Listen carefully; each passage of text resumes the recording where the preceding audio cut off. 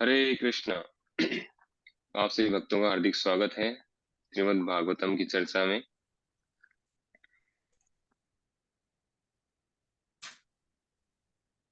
ओम नमो भगवते वासुदेवाय।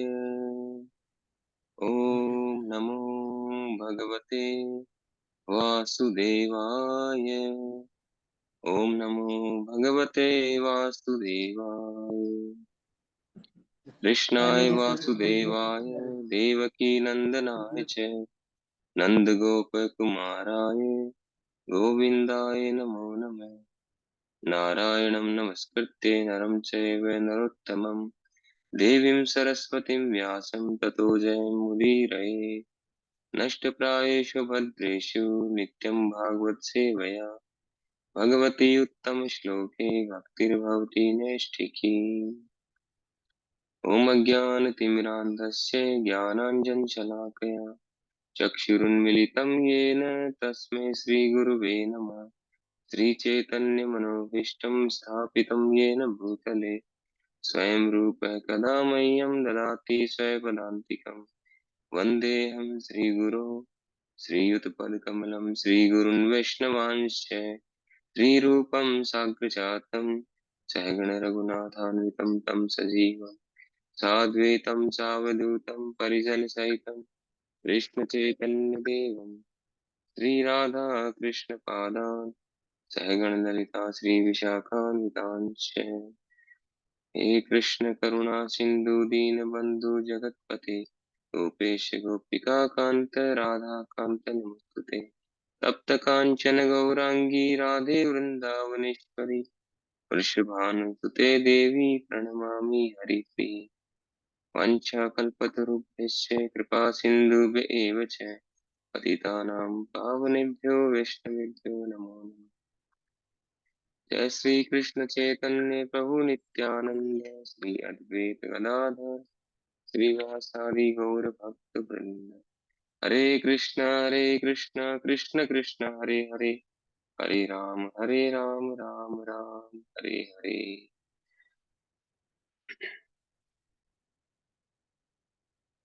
हरे कृष्णा। एक बार फिर से आप सभी का स्वागत है।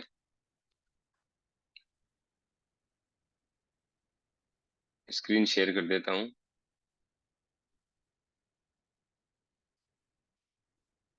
तो हम लोग पढ़ रहे थे श्रीमद् भागवतम स्कंद 1 अध्याय 3 समस्त अवतारों के स्रोत श्री कृष्ण। तो भगवान के जो अवतार हैं, विभिन्न प्रकार के अवतार होते हैं, उन अवतारों के विषय में यहाँ पे बताया गया है। तो यहाँ पे मुख्य मुख्य अवतारों का वर्णन हो।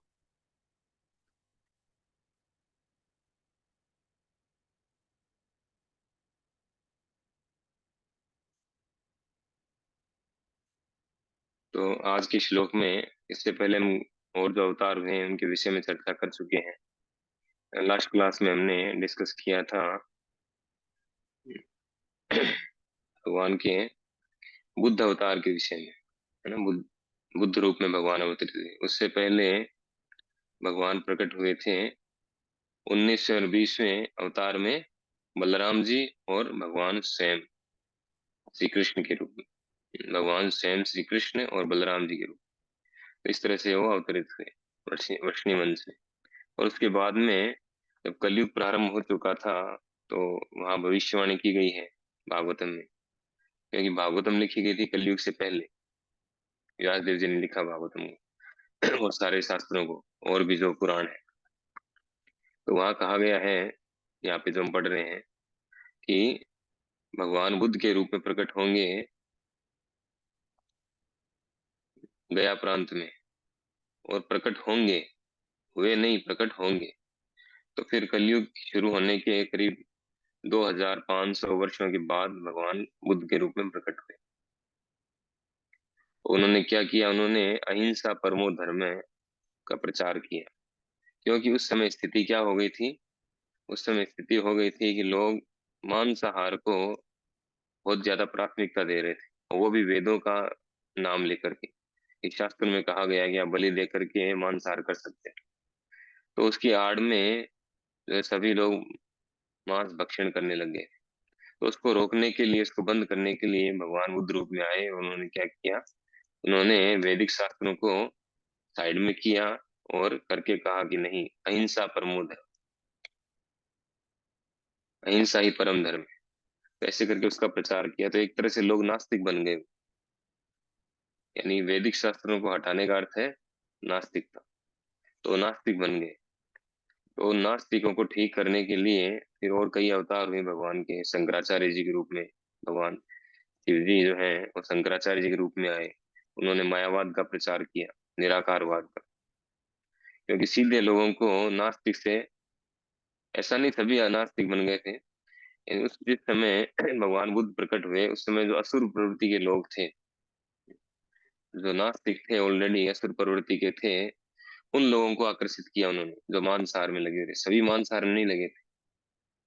तो उनको ठीक करने के लिए, उनको सुधारने के लिए उन्होंने अपनी ओर आकर्षित किया और उनको अहिंसा परमो धर्म वाला धर्म दिया। उसके बाद में उन लोगों को वापस ट्रैक पे लाने के लिए शिव जी को आदेश दिया भगवान ने कि आप शंकराचार्य जी के रूप में जाओ और जाकर के क्या करो, निराकार का प्रचार करो। यानी मुझे छुपा दो। भगवान को तो छुपा दिया और उनके निराकार जो है ब्रह्म ज्योति या निराकार रूप, उसका उन्होंने प्रचार किया। तो एक और ये नई प्रॉब्लम थी वैसे। उसके बाद में निराकार को हटाने के लिए, निराकार से साकार में लाने के लिए लोगों को क्या किया, रामानुजचारी के रूप में आए। रामानुज, राम अनुज यानी लक्ष्मण जी के अवतार है रामानुजचारी। तो रामानुजाचार्य के रूप में आकर के और उन्होंने फिर साकार की स्थापना की, साकार रूप की। फिर उसके बाद में मध्वाचार्य जी के रूप में विष्णु स्वामी, जो चार जो प्रमुख आचार्य हैं चारों संप्रदायों के, तो चार प्रमाणिक संप्रदायों के चारों प्रमुख आचार्य, वो चारों आए। एक के बाद एक उन्होंने साकार रूप की स्थापना की भगवान। तो यहाँ जो है इस श्लोक में हम पढ़ेंगे भगवान के कल के अवतार के रूप में। ये भी भविष्यवाणी है। अथासो युग संध्यायाम दस्यु प्रायेषु राजसु जनिता विष्णु यशसो नामना कल्किर्जगत्पति। तत्पश्चात पृथ्वी के सर्वे सर्वा भगवान दो युगों की संधि काल में कल की अवतार के रूप में जन्म लेंगे और विष्णु यशा के पुत्र होंगे। उस समय पृथ्वी के शासक लुटेरे बन चुके होंगे। तो ये भविष्यवाणी बता रहे हैं। तो कब आएंगे भगवान कल की रूप में, दो युगों की संधि काल। संधि यानी जुड़ाव।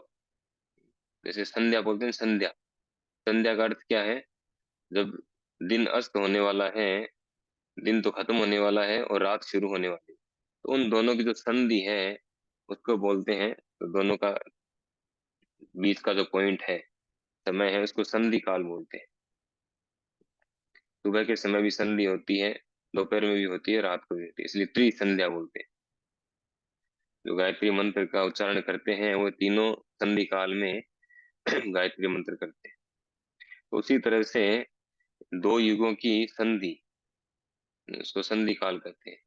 तो संधि काल में यानी कलयुग जब एंड होने वाला होगा, खत्म होने वाला होगा और सत्य युग प्रारंभ होने वाला होगा, उस समय भगवान किस रूप में आएंगे, कल्कि के रूप में आएंगे। और उनके गुरु बनेंगे भगवान परशुराम। परशुराम जी भगवान रामचंद्र के समय उससे पहले प्रकट हुए थे। परशुराम के रूप में हम पढ़ चुके हैं। भगवान परशुराम के रूप में आए। उन्होंने 21 बार पूरी पृथ्वी से क्षत्रियों का नाश किया। तो त्रेता युग से भगवान परशुराम हैं, अभी भी हैं, और वो कलयुग के एंड तक रहेंगे। तो एंड में, अंत में वो कल की अवतार के रूप में जब भगवान प्रकट होंगे तो उनके गुरु बनेंगे, उनको शिक्षा देंगे, शस्त्र विद्या सिखाएंगे उनको। यद्यपि भगवान को कोई विद्या सीखने की आवश्यकता नहीं है, लेकिन भगवान एग्जाम्पल सेट करते हैं यत यत आचरति श्रेष्ठ तत् तते विप्रजन। श्रेष्ठ व्यक्ति जैसा आचरण करता है, नीचे के लोग उसी का अनुसरण करते हैं। तो भगवान एग्जाम्पल सेट करते हैं अपने द्वारा, क्योंकि सर्वश्रेष्ठ है भगवान। तो वो अगर गलत आचरण करेंगे तो बाकी लोग उन्हीं से सीखेंगे। इसीलिए वो स्वयं जो है गुरु स्वीकार करते हैं जब भी आते हैं, जिस भी रूप में आते हैं। और कहाँ पे वो जन्म लेंगे, वो कहाँ जन्म लेंगे ये भी बताया गया है। और किन के उनको उनके माता पिता कौन होंगे, तो विष्णु यशा, विष्णु यशा के पुत्र होंगे। इस तरह से भगवान, देखिए भगवान के जन्म लेने में और हमारे जन्म लेने में कितना बड़ा अंतर है। हम जन्म लेते हैं, हमें कुछ पता नहीं होता कि हमारे माता पिता कौन होंगे। हम बाध्य होके जन्म लेते हैं हमारे कर्मों के अनुसार। कर्मणा देव नेत्रेण जंतुर्देह उपत्ते। जीवात्मा कैसे जन्म लेता है? कर्मणा देव नेत्रेण जंतुर्देह उपत्ते। स्त्रिय परिविष्ट उदरम पुंस रेत कर्णाश्रय। भागवतम के तीसरे स्कंद में भगवान कपिल देव बताते हैं कि अपने कर्मों के अनुसार, कर्मणा, वो देव नेत्रेण, इन उच्च अधिकारियों के निर्देशन में या भगवान के निर्देशन में, देव नेत्रेण, और अपने कर्मों के अनुसार कि पिछले पिछले जो कर्म हैं, उन कर्म फलों के अनुसार उसको जन्म मिलता है। कर्मणा देव नेत्रेण जंतुर्देह उपपत्ते। जंतु अर्थात जीवात्मा, जीवात्मा को एक विशेष प्रकार का शरीर प्रदान किया जाता है उसके कर्मों के अनुसार। और कैसे होता है, प्रोसेस क्या है इसका? स्त्रिया प्रविष्टो उदरम पुंस रेत कर्णाश्रय। पुरुष के वीर्य कण का आश्रय लेकर के और उस जीवात्मा को स्त्री के गर्भ में प्रवेश कराया जाता है। वो स्त्री पशु भी हो सकती है और मनुष्य भी हो सकती है, कोई भी हो सकता है उसके कर्मों के अनुसार। ये प्रोसेस है। जीवात्मा को इस तरह से जन्म प्रदान किया जाता है। लेकिन भगवान के साथ ऐसा नहीं। भगवान के जन्म और कर्म क्या है? दिव्य। जन्म कर्म च में दिव्यम एवं यो वेति तत्व। तो भगवान के जन्म और कर्म कर्म दोनों दिव्य हैं। भगवान, क्योंकि भगवान के अंडर कंट्रोल में है सारी प्रकृति, भगवान उसके कंट्रोल में नहीं है। लेकिन हमारे साथ क्या है, हम उस प्रकृति के अंडर कंट्रोल में हैं। बाध्य होकर के हमें प्रकृति के गुणों के अनुसार कार्य करना होता है। जबकि भगवान के साथ ऐसा नहीं। तो भगवान जब भी आते हैं यहाँ पर, वो पहले से चूज करते हैं कि कौन उनके माता पिता होंगे। अपने विशिष्ट भक्तों को अपने माता पिता के रूप में चुनते हैं। श्री कृष्ण चैतन्य प्रभु जीवे दया करी, स्वयं पार्षद श्री धाम सह अवतरी। भगवान जब इस भौतिक जगत में आते हैं तो कैसे आते हैं? हम सब पर दया करने के लिए। और स्वयं पार्षद, अपने सारे पार्षदों को साथ लेकर आते हैं। श्री धाम, अपने धाम को साथ लेकर आते हैं। सह अवतरी, उन सबको साथ लेकर के अवतरित होते हैं। तो भगवान बाध्य नहीं है, मजबूर नहीं है, लेकिन हम मजबूर हैं। भगवान पहले से चुनते हैं कि वो कौन उनके माता पिता होंगे, किस जगह वो जन्म लेंगे, फिर वो यहाँ पर प्रकट होते हैं। और एड्रेस भी बताया गया है, संबल, संबल ग्राम जो है, वहां पर वो प्रकट होंगे। और कब होंगे? अभी कलयुग जो है वो 4,32,000 वर्षों का है। उसमें से 5,000 और 126 वर्ष बीत चुके हैं लगभग। तो लगभग 5,126 वर्ष बीत चुके हैं। बाकी के 4,27,000 वर्ष अभी भी बाकी है। तो 4,27,000 वर्ष जब पूरे हो जाएंगे, उस समय जब सतयुग आने वाला ही होगा, उस समय भगवान प्रकट होंगे कल्कि के रूप। और उस समय पृथ्वी पे क्या होगा? पृथ्वी के जो राजा हैं वो लगभग सारे राजा लुटेरे होंगे। दस्यु प्रायेषु राज, राजा सब लुटेरे होंगे, डाकू सरेआम लुटेंगे लोगों को।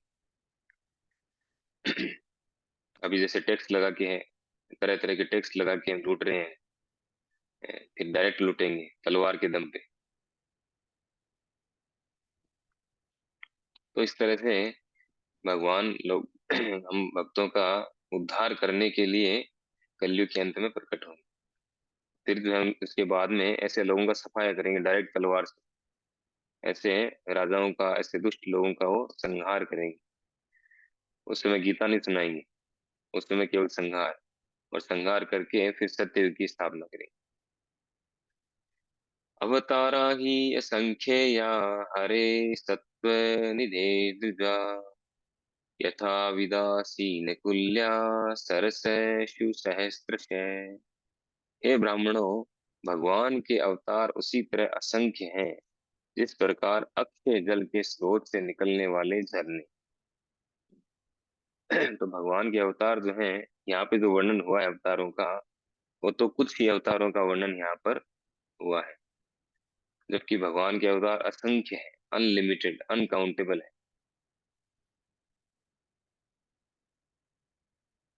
तात्पर्य में बताते हैं प्रभुपाद जी, हम तात्पर्य पढ़ेंगे, इसका बहुत महत्वपूर्ण है।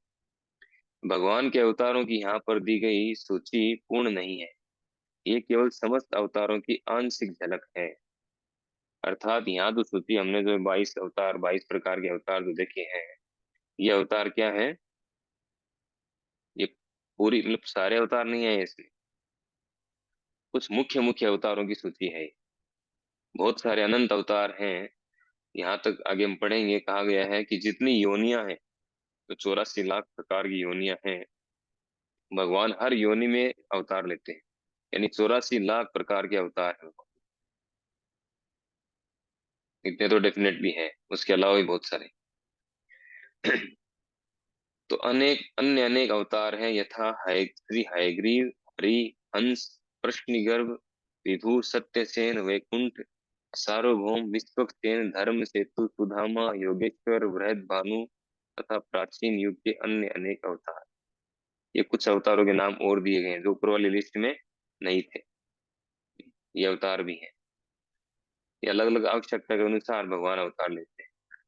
श्री प्रहलाद महाराज ने अपनी स्तुति में कहा है, हे प्रभु, आप अपने भक्तों के पालन तथा भक्तों के संहार के लिए उतने ही अवतार धारण करते हैं जितने की जलचर, वनस्पति, सरीसृप, पक्षी, जंतु, मनुष्य, देवता आदि योनियां। प्रहलाद महाराज कह रहे हैं कि जितनी योनियां हैं, उन सब योनियां उतने ही प्रकार के आप अवतार लेते हैं। 84 लाख प्रकार की योनियां पढ़ते हैं जलजा नवलक्षणी स्थावरा सतविंशति पद्म पुराण में। 84 लाख प्रकार की जो योनियां हैं, उतने ही प्रकार के अवतार भगवान लेते हैं। इस प्रकार आप विभिन्न युगों की आवश्यकता अनुसार स्वयं अवतरित होते हैं। कलयुग में आप भक्त के वेश में अवतरित हुए हैं। कलयुग में भगवान का यह अवतार भगवान चैतन्य महाप्रभु के रूप में है। भागवत तथा अन्य शास्त्रों में ऐसे कई स्थल हैं जहाँ से चैतन्य महाप्रभु के रूप में भगवान के अवतार का स्पष्ट उल्लेख हुआ है। तो चैतन्य महाप्रभु के विषय में कई ग्रंथों में कहा गया, नरसिंह पुराण, वरा, वायु पुराण, भागवत पुराण, बहुत सारी जगह वर्णन। तो चैतन्य महाप्रभु के रूप में भगवान आते हैं, तो उनके भक्त अवतार, जबकि है स्वयं भगवान श्री कृष्ण चैतन्य, राधा कृष्ण नहे अन्य। राधा कृष्ण का युगल अवतार है श्री चैतन्य महाप्रभु, वो स्वयं श्री कृष्ण है। आगे हम पढ़ेंगे और डिटेलिंग में, और समझेंगे इसको अच्छी तरह से। तो श्री चैतन्य महाप्रभु जो है वो स्वयं राधा कृष्ण के युगल अवतार, स्वयं कृष्ण है, राधा रानी का भाव लेकर के आए। तो ब्रह्म संहिता में परोक्ष रूप में कहा गया है कि यद्यपि भगवान के अनेक अवतार हुए हैं, यथा रामादिमूर्ति कला नियमेन तिष्ठन् नानावतारमकरोद् भुवनेषु, किन्तु कृष्ण स्वयं समुद्भव परम पुमान यो गोविंदमादि पुरुषम तमहम भजामि। तो ब्रह्म संहिता का श्लोक है जिसका अर्थ यहाँ पे दिया गया। रामादि मूर्ति कला नियमेन तिष्ठन्, राम आदि मूर्ति, आदि यानी और जो जो अन्य अवतार, तो भगवान राम नरसिंह वराह मत्स्य कूर्म आदि अनेक अवतारों में खुद स्वयं अवतरित होते हैं, अपना विस्तार करते हैं। अतः भगवान कृष्ण तथा भगवान श्री कृष्ण, भगवान श्री चैतन्य महाप्रभु अवतार नहीं है, अपितु वे समस्त अवतारों के मूल उद्गम है। इसीलिए भगवान कृष्ण को अवतारी कहा जाता है, अवतार नहीं कहा जाता है, अवतारी। अर्थात सभी अवतारों के मूल स्रोत, सोर्स ऑफ ऑल इनकारनेशन। इसकी स्पष्ट व्याख्या अगले श्लोक में की गई है। इस तरह भगवान उन असंख्य अवतारों के अक्षय स्रोत हैं जिनका उल्लेख सदा नहीं किया जाता, किंतु ऐसे अवतार विशिष्ट अलौकिक कार्यकलापों के कारण विख्यात होते हैं, जो किसी सामान्य जीव द्वारा संपन्न नहीं हो सकते। अर्थात भगवान जब प्रकट होते हैं तो किसी विशेष उद्देश्य की पूर्ति के लिए होते हैं, और उस विशेष रूप में वो कुछ विशेष कार्य करते हैं, अति विशेष कार्य, जो कोई मनुष्य नहीं कर सकता, इवन कोई देवता भी नहीं कर सकता। इस भौतिक जगत के जो बड़े बड़े देवता हैं वो भी नहीं कर सकते, मनुष्य की बात तो दूर है। भगवान के प्रत्यक्ष तथा अप्रत्यक्ष सत्यावेशित अवतारों की यही सामान्य पहचान है। क्या पहचान है? वे कुछ विशेष कार्य करते हैं। ऐसे कुछ अवतार जिनका ऊपर उल्लेख हुआ है प्राय पूर्णांश हैं। उदाहरणार्थ कुमारगण दिव्य ज्ञान से विभूषित थे, नारद भक्ति से आविष्ट थे, महाराज पृथु प्रशासनिक कार्य की शक्ति से युक्त थे। मत्स्य अवतार प्रत्यक्ष पूर्णांश है। इस तरह समग्र ब्रह्मांडों में भगवान के असंख्य अवतार उसी तरह से निरंतर होते रहते हैं, जिस प्रकार जल प्रपातों से निरंतर जल बहता रहता है। अर्थात कुछ अवतारों के नाम लेके उनकी विशेषताएं बताई गई। जो चतुष कुमार थे, वो ज्ञान का प्रचार करने के लिए वो दिन दिव्य ज्ञान से विभूषित थे। नारद मुनि भक्ति से आविष्ट थे, नारद मुनि भक्ति का प्रचार करते हैं। और पृथु महाराज पृथु के रूप में आए हैं भगवान, तो किस लिए आए? कि राजा कैसा होना चाहिए, प्रशासनिक कार्यों को, उनकी निपुणता को दर्शाने के लिए। इस तरह से भगवान के अनेक अवतार होते हैं, और हर अवतार के पीछे वो विशेष उद्देश्य होता है, और ये असंख्य हैं। जिसके एक उदाहरण देके समझाया गया है। जैसे जो झरने हैं, झरने से अनेक अलग अलग धाराएं बहती हैं, असंख्य धाराएं बहती हैं। उसी तरह से भगवान के असंख्य अवतार, उनको हम गिन नहीं सकते, अनकाउंटेबल। ऋषियो मनयो ऋषियो मनवो देवा मनुपुत्रा महोजसे कला सर्वे हरेरेव स प्रजापते स्मृता। सारे ऋषि मनु देवता तथा विशेष रूप से शक्तिशाली मनु की संतानें भगवान के अंश या उन अंशों की कलाएं हैं।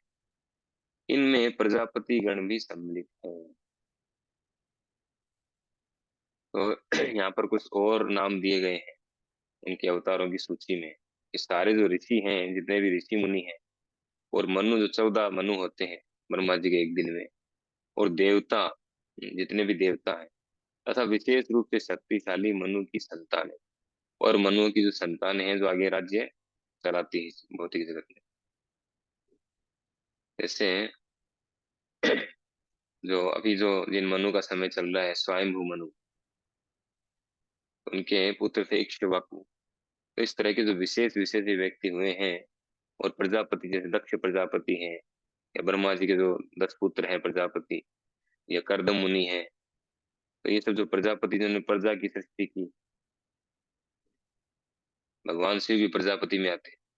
तो ये सब जो है ये भगवान के अंश हैं, या उनकी कलाएं हैं, यानी भगवान के ही विस्तार है, भगवान के अलग अलग रूप। तो इस तरह से अनंत अवतार है भगवान के, अनंत रूप। हरि अनंत, हरि कथा अनंत।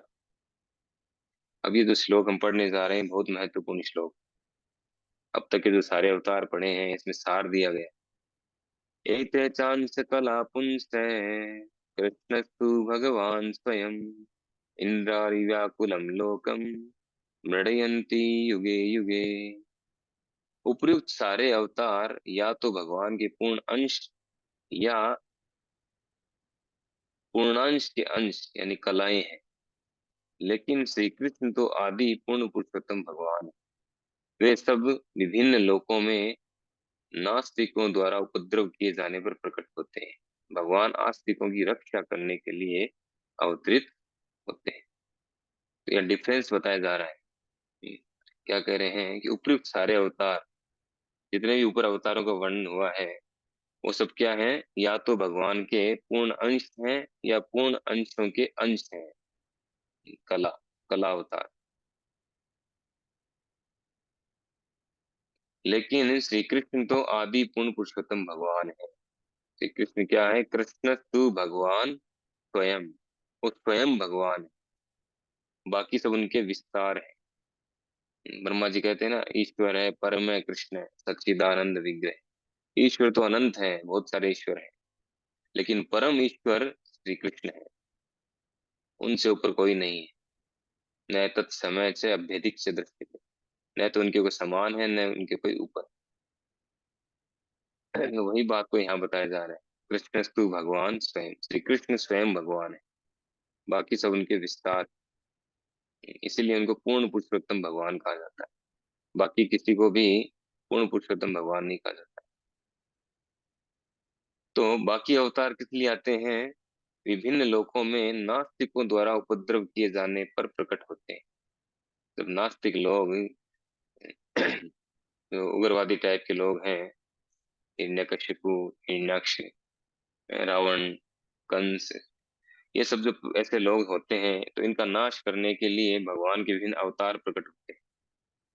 लेकिन स्वयं भगवान श्री कृष्ण किस लिए आते हैं? आस्तिकों की रक्षा करने के लिए, अपने भक्तों को आनंद प्रदान करने के लिए, विशेष लीलाएं प्रकट करने के लिए आते हैं। इस विशिष्ट श्लोक में भगवान श्री कृष्ण को अन्य अवतारों से पृथक किया गया है। उनकी गणना अवतारों में की जाती है क्योंकि अहेतु की कृपावश वे अपने दिव्य धाम से अवतरित होते हैं। अवतार का अर्थ होता है नीचे उतरने वाला। जो ऊपर से नीचे उतरता है उसको बोलते हैं अवतार। भगवान के सारे अवतार, जिसमें स्वयं भगवान सम्मिलित हैं, विशेष उद्देश्यों की पूर्ति के लिए भौतिक जगत के विभिन्न लोकों में तथा विभिन्न योनियों में अवतरित होते हैं। कभी वे स्वयं आते हैं और कभी उनके अलग अलग पूर्णांश या अंशांश, या फिर उनके द्वारा प्रत्यक्ष अथवा अप्रत्यक्ष रूप से आवेशित अंश इस भौतिक जगत में विशिष्ट कार्यों को संपन्न करने के लिए अवतरित होते हैं। कभी कभी किसी विशेष जीवात्मा को विशेष शक्ति से आवेशित करके भेजा जाता है, उनको भी सत्यावेश अवतार कहते हैं। भगवान मूल रूप से समस्त ऐश्वर्य, सामर्थ्य, यश, सौंदर्य, ज्ञान तथा वैराग्य से पूर्ण होते हैं। ये भगवान के 6 ऐश्वर्य बताए गए। ऐश्वर्य से समग्र से, वीर्य से यशसे श्रिय, ज्ञान वैराग्य से वे सणाम भग इति। भगवान किन को बोला जाता है? जिनके पास ये 6 ऐश्वर्य असीम मात्रा में हो और अनंत काल के लिए, उस व्यक्ति को बोला जाता है भगवान। तो ये सारे ऐश्वर्य जो हैं भगवान श्री कृष्ण के पास में, उन्होंने प्रकट भी किए हैं जब आए। आगे हम पढ़ेंगे इसमें। जब ये पूर्णांशों या अंशांशों द्वारा अंश से प्रकट होते हैं, तो ये समझना चाहिए कि उन विशिष्ट कार्यों के लिए उनकी विभिन्न शक्तियों की प्राकृतिक की आवश्यकता होती है। तो एग्जाम्पल देखिए, प्रभुपाद जी समझा रहे हैं कि जब कमरे में बिजली के छोटे छोटे लट्टू या बल्ब जलाए जाते हैं, जलते हैं, तो इसका अर्थ ये नहीं होता कि बिजली घर केवल इन्हीं लट्टुओं तक सीमित है, इन्हीं बल्बों तक सीमित। बिजली घर से जो पावर निकलता है वो बहुत पावरफुल होता है, बहुत अधिक शक्ति होती है। उसी बिजली से रूपा जी बता रहे हैं कि बड़े बड़े जो औद्योगिक क्षेत्र हैं, बड़ी बड़ी फैक्ट्रियां हैं, उसमें बड़ी बड़ी मशीनें चलाई जाती हैं, डायनमो चलाए जाते हैं। विशाल विशाल जो मशीनें हैं उसी बिजली से चलती हैं, और उसी बिजली से छोटे छोटे बल्ब भी जलते हैं। तो वो छोटे छोटे बल्बों को देख कर ये समझे कि बिजली इतनी होती है, इतना ही पावर होता है, तो ये अधूरा ज्ञान। जहाँ जितनी आवश्यकता होती है उतना ही, उतनी शक्ति भगवान प्रकट करते हैं। इसका मतलब ये नहीं है कि भगवान का जो रूप प्रकट, जो एक विशेष अवतार हुआ है उस विशेष कार्य के लिए, और उसने उन्होंने इतना ही प्रकट किया जितनी आवश्यकता थी, तो हम ये समझे कि उनमें इतनी शक्ति है, ऐसा नहीं। उनमें सारी शक्तियां हैं, लेकिन प्रकट उतना ही करते हैं जितनी आवश्यकता। जैसे यहाँ बल्ब का एग्जाम्पल दिया है। इसी प्रकार भगवान के अवतार सीमित शक्ति का ही प्रदर्शन करते हैं, क्योंकि उस समय उतनी ही शक्ति की आवश्यकता होती है। उदाहरणार्थ, भगवान परशुराम ने विरोधी क्षत्रियों का 21 बार संहार करके, तथा भगवान नरसिंह ने अत्यंत शक्तिशाली नास्तिक हिरण्यकशिपु को मार करके असामान्य ऐश्वर्य का प्रदर्शन किया। तो इन दोनों अवतारों में भगवान ने क्या किया? असामान्य कार्य किया। पूरी पृथ्वी से 21 बार क्षत्रियों का संहार करना कोई मामूली बात नहीं। और हिरण्यकशिपु जैसे नास्तिक का वध करना, असुर का, कितना शक्तिशाली। यहाँ हिरण्यकशिपु का जो है ऐश्वर्य बताया जा रहा है, कितना ऐश्वर्यशाली था वो। असामान्य ऐश्वर्य था उसके पास। जो बड़े बड़े देवता हैं वो दंडोत मारते थे हिरण्यकशिपु के। वो जो अपनी भ्रुकुटी को तानता था, भुएं टेढ़ी करता था, तो कांपने लग जाते थे देव। इवन वो जो बताया गया है, वो जो अपने दरबार से जाता था, वॉशरूम जाना होता था उसको, तो उसकी वो पालकी में बैठ के जाता था। उसकी पालकी को वो जो देवता है वो लोग उठाते थे। इतना खतरनाक था, सभी को कंट्रोल में कर रखा था। तो ऐसे असुर को भी भगवान ने मारा। तो कितना जबरदस्त उन्होंने ऐश्वर्य प्रदर्शन किया, नरसिंह का रूप बनाकर।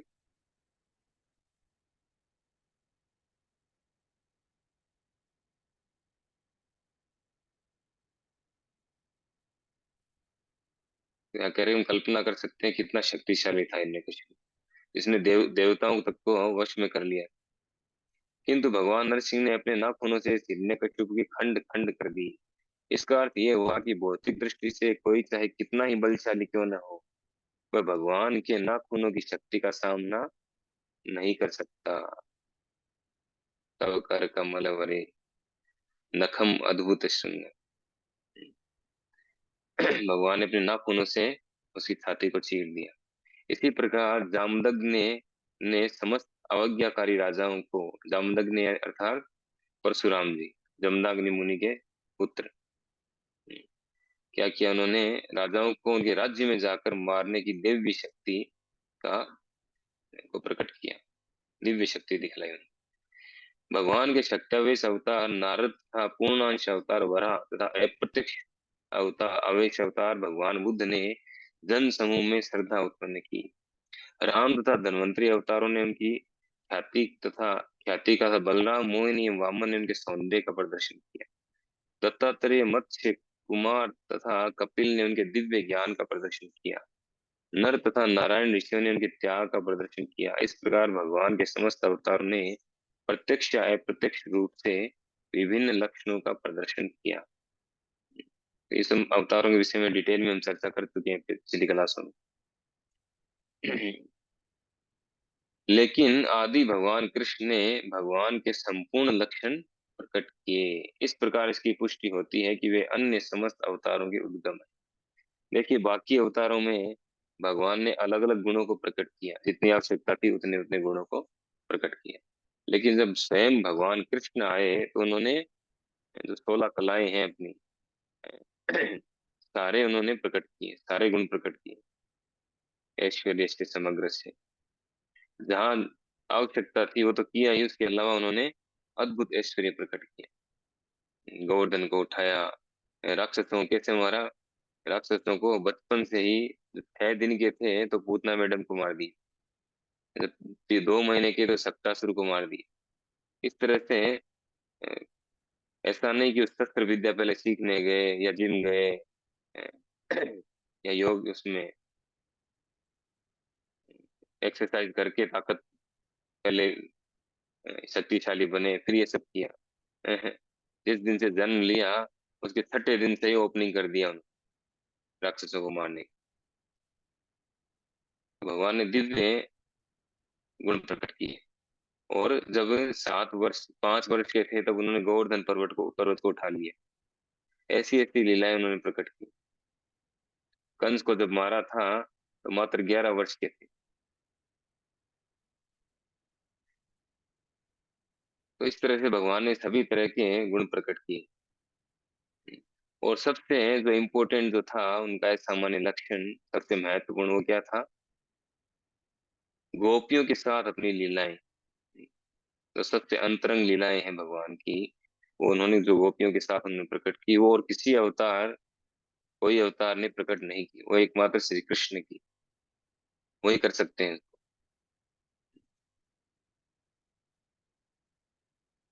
गोपियों के साथ उनकी लीलाएं उनके दिव्य अस्तित्व, आनंद तथा ज्ञान की स्थिति को प्रकट करने वाली है।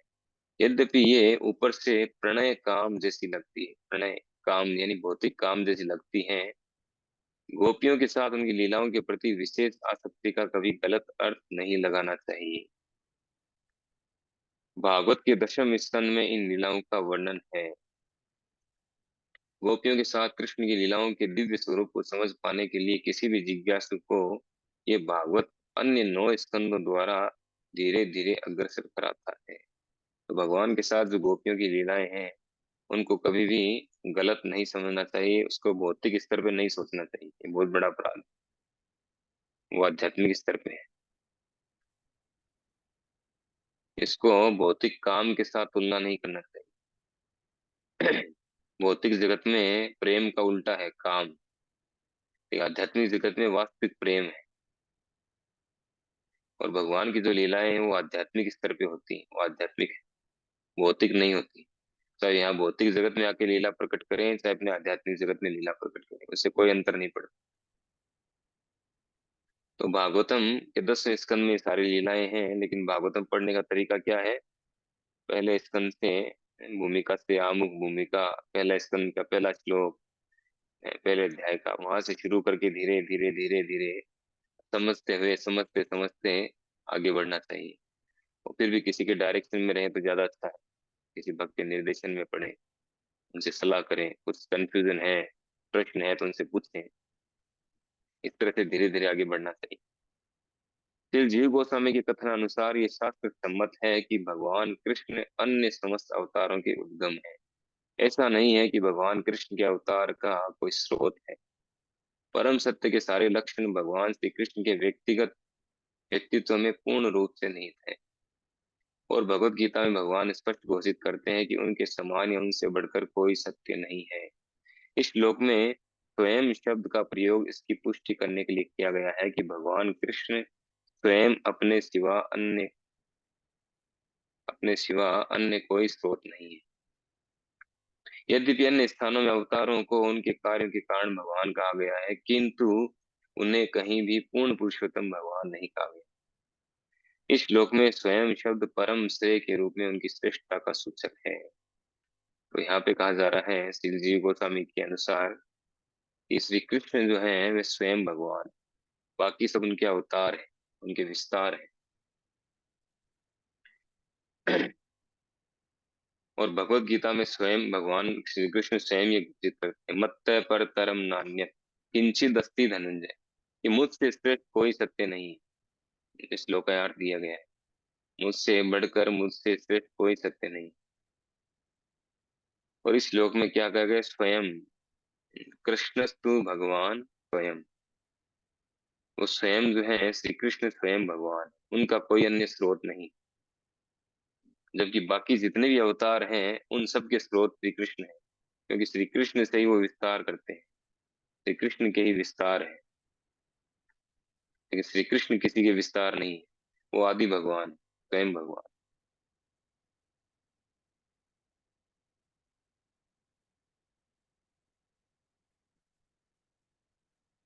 अंतिम आश्रय के रूप कृष्ण एक एवं अद्वय हैं। उन्होंने अपना विस्तार विभिन्न अंशों, कलाओं तथा कणों के रूप में स्वयं रूप, स्वयं प्रकाश, तदेकात्मा, प्रभाव, प्राभव, वैभव, विलास, अवतार, आवेश तथा जीव के नाम से कर रखा है। ये सब कैटेगरी है भगवान के अवतारों की। स्वयं रूप, स्वयं प्रकाश, तदेकात्मा, प्राभव, वैभव, विलास, अवतार, आवेश, ये अलग अलग कैटेगरी है भगवान के अवतारों। और जीव यानी जीवात्माएं, जीवात्माएं भी भगवान का विस्तार है। तो ये सभी अनगिनत शक्तियों से युक्त हैं, जो तत्व संबंधी स्वरूपों एवं व्यक्तित्वों के लिए सर्वथा उपयुक्त होती है। अध्यात्म विषय के पंडितों ने अंतिम आश्रय स्वरूप कृष्ण का अत्यंत सावधानी से अध्ययन करके उनके 64 मुख्य गुण बताए हैं। अब यहाँ पर जो है अलग अलग कैटेगरी के अवतारों के अलग अलग गुण बताए गए कि किन में कितने गुण हैं। तो यहाँ प्रतिशत में दिया गया है, मैं आपको वैसे सीधा डायरेक्ट बताऊंगा। तो भगवान कृष्ण में तो 64 गुण गुण है, तो 64 मुख्य गुण है। वो भगवान श्री कृष्ण में पूर्ण मात्रा में, और भगवान के जो बाकी अवतार हैं उनमें ये गुण कुछ प्रतिशत पाए जाते हैं, संपूर्ण पूर्ण रूप से नहीं पाए जाते। लेकिन श्री कृष्ण में ये गुण 100%, 100% पाए जाते हैं। तो स्वयं प्रकाश और तद एकात्म से लेकर अवतार की श्रेणियों तक के उनके निजी विस्तार जो सब विष्णु तत्व हैं, यानी स्वयं प्रकाश और तद एकात्म से लेकर के यहाँ जो और बताए गए हैं प्राभव वैभव, ये सब विष्णु तत्व की कैटेगरी में आते हैं। तो जितने भी विष्णु तत्व हैं, विष्णु तत्व में 60 गुण होते हैं। कितने होते हैं? 64। और इन दोनों के बीच में एक और विष्णु तत्व है जो है भगवान रामचंद्र, यानी भगवान कृष्ण में 64, उसके बाद में भगवान रामचंद्र। भगवान रामचंद्र में 62.5, 62.5 गुण होते हैं। दो गुण उनमें कम है। कौन कौन से हैं? वेणु माधुरी, एक तो है वेणु माधुरी यानी वेणु बजाना, भगवान रामचंद्र वेणु नहीं बजाते। और माधुरी है, जो गोपियों के साथ नृत्य करने वाला, वो भगवान रामचंद्र नहीं करते। तो ये 1.5 जो क्वालिटी है, ये भगवान रामचंद्र में कम है, भगवान कृष्ण। फिर उनके नीचे जितने विष्णु तत्व हैं, विष्णु रूप है या जितने भी विष्णु तत्व हैं, वो सारे उनके नीचे, उनके बाद आते हैं भगवान रामचंद्र के। तो उनमें 60 गुण पाए जाते हैं, 60। फिर उनके नीचे आते हैं भगवान शिव। भगवान शिव में 55 गुण पाए जाते हैं, 55, यानी विष्णु तत्व से 5 कम। फिर भगवान शिव के बाद में आते हैं जीव तत्व। शिव तत्व के बाद में जीव तत्व। तो जीव तत्वों में 50 गुण पाए जाते हैं, 50 गुण। लेकिन ये 50 गुण जिस जीव में पूर्ण मात्रा में हो जाते हैं, वो भगवत धाम जाने का पात्र बन जाता है, भगवान के धाम जाने। तो जितने भी जीव हैं हम सब, हम में ये गुण पूर्ण मात्रा में नहीं है, इन्हें विकसित करना पड़ता है। क्या बताया गया आगे से कि अन्य देवताओं में इन गुणों की मात्रा कम होती जाती है। यानी ये गुण जो है ब्रह्मा जी के अंदर बताया गया, ब्रह्मा जी में पूर्ण मात्रा में 50 गुण। तो ब्रह्मा जी के नीचे फिर जैसे जैसे आते जाएंगे और अन्य अन्य देवता हैं, तो उनमें गुणों की मात्रा जो है घटती जाएगी। तो 50 गुण हैं, वो मात्रा उनकी कम होती जाएगी। और मनुष्य में तो अत्यल्प मात्रा पाई जाती है, मनुष्य में एकदम कम, बहुत कम मात्रा पाई जाती है। मनुष्य जीवन की पूर्णता का मानदंड ये है कि वह इन गुणों को 78% तक पूर्ण मात्रा में बढ़ाए। 78% मतलब 50 गुण। तो 50 गुण है, वो पूर्ण मात्रा में अगर बढ़ा लेता है जीवात्मा, तो वो क्या होता है? पूर्णता को प्राप्त करता है। जीव में कभी कभी नहीं, जीव में कभी भी शिव, विष्णु या भगवान कृष्ण के समान गुण नहीं आ सकते। कोई भी जीव 78% गुणों को पूर्ण रूप से विकसित कर दिव्यता प्राप्त कर सकता है, पर वह कभी भी शिव, विष्णु या कृष्ण नहीं बन सकता। हम जितने भी जीवात्माएं हैं, हम कभी भी न तो शिव बन सकते हैं, न विष्णु बन सकते हैं, न कृष्ण बन सकते हैं। ये कॉन्सेप्ट एकदम क्लियर होना चाहिए हमारा। हम्म। जैसे कई ऐसा प्रचार करते हैं, अभी ऐसे कई तथाकथित गुरु हैं, प्रचारक हैं, तो क्या प्रचार करते हैं कि तुम शिव बन जाओगे। वो पहले तो ये बताते हैं कि भगवान शिव हैं, सर्वे सर्वा शिव हैं, और तुम भी शिव बन जाओगे। तो ऐसा मंत्र देते हैं, वो मंत्र बोलते रहते हैं कई लोग, शिवो अहम शिवो अहम शिवो अहम, कि मैं ही शिव हूँ। तो शिवो अहम करने से कोई शिव नहीं बनेगा। यहाँ क्लियर कट बताया गया है कि जीव में जो 50 गुण होते हैं, अगर पूरी तरह से उनको विकसित कर भी ले, तो भी वो शिव नहीं बन सकता, न विष्णु न कृष्ण। हाँ, काल क्रम में वह ब्रह्मा बन सकता है, वह ब्रह्मा जी का पद प्राप्त कर सकता है, ब्रह्मा बन सकता है। लेकिन शिव, विष्णु या कृष्ण नहीं बन सकता, क्योंकि ब्रह्मा जी में भी जीव तत्व है, जीवात्माओं में से एक है।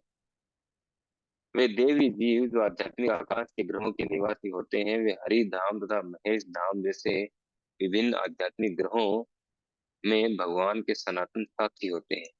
वे सब धामों के ऊपर कृष्ण का धाम है, जो कृष्ण लोक या गोलोक वृंदावन कहलाता है। जो जीव अपने में 71% गुण पूर्ण मात्रा में विकसित कर लेता है, वह इस भौतिक शरीर को त्यागने के पश्चात कृष्ण लोक को जाने का भागी बन जाता है। तो अब आप समझ गए होंगे कृपा जी क्या बताना चाह रहे हैं। अगर ये गुण जो है हम पूरी पूर्ण मात्रा में विकसित कर लेते हैं, तब हम कृष्ण लोक जाने के भागी बन सकते हैं, यानी गोलोक वृंदावन। तो ये गुण कैसे प्राप्त होंगे ये भी आप समझ गए होंगे। भगवान ने कहा भक्त्या माम अभिजानाति, भक्ति मुझे जान सकते हैं, भक्ति मुझे प्राप्त कर सकते हैं। भक्त बने बिना कोई भगवत धाम नहीं जा सकता है। तो ये गुण भी कैसे प्राप्त होंगे हमें? भक्त बनने पर। भागवतम में एक श्लोक आता है, यस्यास्ति भक्ति भगवती अकिंचना, सर्वे गुणे तत्र समासते सुरा, हरा भक्तस्य कुतो महद्गुणा, मनोरथेन असति धावतो भय। उसमें कहा गया है, यस्यास्ति भक्ति भगवती अकिंचना, अगर कोई भगवान की अकिंचन भक्ति करता है, यानी दूसरा कोई नहीं, सर्वधर्मान परित्यज्य माम एकम शरणम, सभी धर्मों को छोड़ करके एकमात्र श्री कृष्ण की शरण में जाना, तो ऐसी अविचलित भक्ति करता है, अकिंचन भक्ति करता है, तो उसके साथ क्या होता है? यशास्ति भक्ति भगवती अकिंचना सर्वे गुणे, जितने भी गुण हैं, जितनी क्वालिटीज हैं जीवों की, वो सर्वे गुणे तत्र समासते सुरा, वो दिव्य गुण उसमें सारे गुण प्रकट हो जाते हैं, पूरी तरह से विकसित हो जाते हैं। दूसरी तरफ अगर कोई भगवान का भक्त नहीं है, हारा भक्तस्य कुतो महद गुणा, अगर कोई भगवान का भक्त नहीं है, अभक्त है, तो उसमें कोई महान गुण नहीं होता, कोई दिव्य गुण उसमें नहीं हो सकता। मनोरथेन सती धावतो भाई, वो हमेशा मन के रथ पर सवार रहता है, मन के अनुसार चलता है अपना। और मन जो है वो तो क्या है, वो हमेशा हमें नीचे की ओर ले जाता है, हमेशा हमें गिराता है हमारी स्थिति से। तो ये गुण हम विकसित करना चाहते हैं, तो हमें क्या करना है? हमें अकिंचन भक्त बनना है भगवान का। एक श्लोक और लेते हैं, जन्म गुह्यम भगवतो ये एतत् प्रियतो नरे, सायं प्रातर्गणं भक्त्या दुख दुख ग्रामाति मुच्यते। जो कोई भी भगवान के गुह्य अवतारों का सावधानी पूर्वक प्रतिदिन सुबह तथा शाम को पाठ करता है, वह जीवन के समस्त दुखों से छूट जाता है। अब तक जो हम अवतारों के विषय में चर्चा कर रहे थे, इन सब अवतारों के विषय में सावधानी पूर्वक हम एवरीडे का सुने पढ़े, तो हम सारे पापों से छूट जाएंगे निश्चित रूप से। भागवतम में कहा गया है।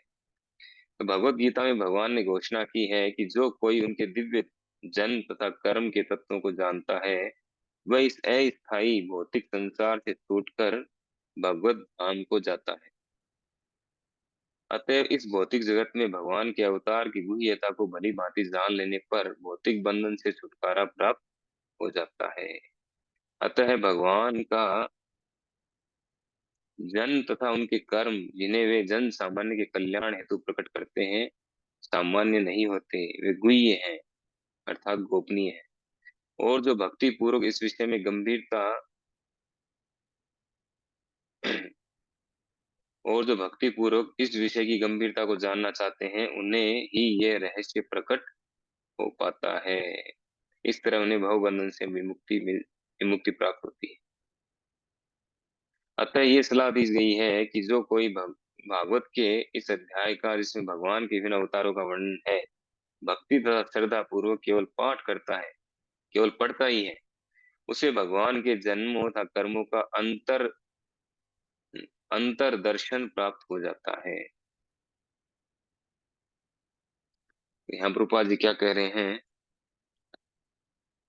भगवान ने गीता में एक श्लोक कहा है, जन्म कर्म चै में दिव्यम एवं यो वेति तत्वतः, त्यक्त्वा देहम पुनर्जन्म नैति मामेति सो अर्जुन। भगवान कहते हैं कि मेरा जन्म और कर्म दिव्य है, जन्म कर्म चय में दिव्यम। तो श्लोक में कह रहे हैं कि जो मेरे जन्म, दिव्य जन्म और दिव्य कर्म, मेरे जन्म और कर्म की दिव्य प्रकृति को जो जान जाता है, तत्व से जान जाता है, त्यक्त्वा देहम पुनर्जन्म, वह इस शरीर को छोड़ने के बाद पुनर्जन्म को प्राप्त नहीं करता, इस भौतिक जगत में दोबारा जन्म नहीं लेता। त्यक्त्वा देहम पुनर्जन्म नैति माम एति चोर्जन, वह मुझे प्राप्त करता है, मेरे धाम को प्राप्त करता है, इस भौतिक जगत में दोबारा नहीं आता। तो हमें भगवान के जन्म और कर्म की दिव्य प्रकृति को समझने का प्रयास करना चाहिए। कितना आसान तरीका बताया गया है सारी समस्याओं को खत्म करने का।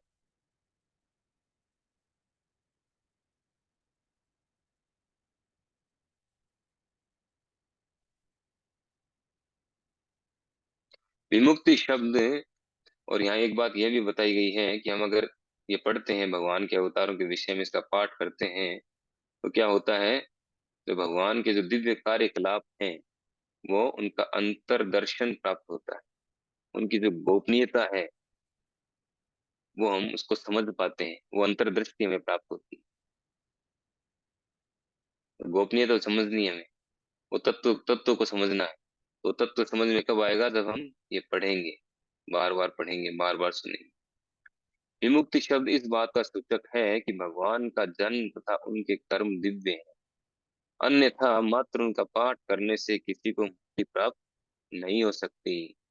अतएव ये गुह्य है, और जो भक्ति के निर्धारित विधि विधानों का पालन नहीं करते, वे भगवान के जन्म तथा कर्म के रहस्यों को जान पाने के अधिकार नहीं रखते। बहुत इंपॉर्टेंट बात कही जा रही है कि भगवान के जन्म और कर्म दिव्य हैं, नहीं तो अगर दिव्य नहीं होते तो उनका मात्र पाठ करने से, सुनने से हमें मुक्ति प्राप्त कैसे होती। इस दुनिया के जो कार्यकलाप हैं, राजनीति, समाज नीति, ये नीति, वो नीति, अ, अगर इनके बारे में खूब सुने पूरी लाइफ, हमारे अंदर को सुधार आता है? कोई सुधार नहीं आता, हम और खराब हो जाते हैं, और नुकसान, नीचे की पतन की ओर जाते हैं। जबकि भगवान के विषय में सुनते हैं, उनके नाम जप करते हैं, उनकी लीलाएं सुनते हैं, तो हम पवित्र होते जाते हैं, हमारी चेतना शुद्ध होती जाती है, हम ऊपर की ओर उठते हैं, सतोगुण की ओर बढ़ते हैं, शुद्ध सत्व की ओर बढ़ते हैं। तो ये प्रमाण है इस बात का कि भगवान के जन्म और उनके कर्म दिव्य हैं। तो तो जो व्यक्ति, यहाँ स्पष्ट बताया जा रहा है कि भगवान के जन्म और कर्म के रहस्यों को जानने का अधिकारी कौन है, जो भक्ति के निर्धारित विधि विधानों का पालन करता है। भक्त्या माम अभिजानाति, भगवान क्लियर कहते हैं, जो भक्ति करता है, भक्ति के द्वारा ही मुझे जाना जा सकता है। तो उनके जन्म और कर्मों के रहस्य को हम जानना चाहते हैं, तो हमें क्या करना है, भक्त बनने का प्रयास करना है, अच्छा भक्त बने। कैसे बने अच्छा भक्त, वो प्रयास करना है। तो भक्ति के विधि विधानों का पालन करें, तब हम भगवान के ये रहस्यों को जान पाएंगे, और जब जान जाएंगे तो हम त्यक्त्वा देहम पुनर्जन्म नैति मामेति सोढ़म, इस भौतिक जगत से बाहर निकल जाएंगे, भगवान के धाम पहुंच जाएंगे। हरे कृष्णा। श्रीमद् भागवत महापुराण की जय, श्री गोपाल की जय।